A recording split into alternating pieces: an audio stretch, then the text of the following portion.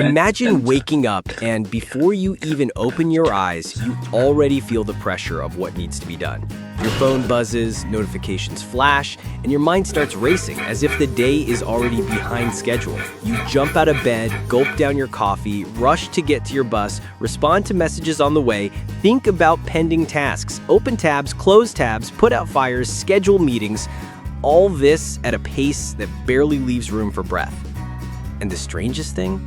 You do all this with the constant feeling that you haven't done enough. Because we've been taught that being constantly busy is a sign of success, that busy people are important people, that those who stop are lazy. But what no one told you is that this cult of productivity may be destroying you from the inside. You're constantly running, but without knowing exactly where you're going. Like a hamster on a wheel. Lots of movement, little progress. And deep down, the more you run, the more it feels like you're falling behind. Now, stop and think. How many times, even after a day packed with tasks, have you lay in bed and felt that emptiness? It wasn't physical exhaustion. It was a kind of inner silence, as if everything had been accomplished, but none of it had been worth it. This feeling has a name. It's the emptiness of purposeless busyness.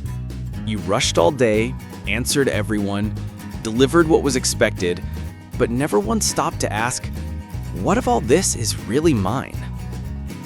This is the modern dilemma. We're always doing something, but rarely connected to what we're doing. Productivity has become a shield against the pain of existence.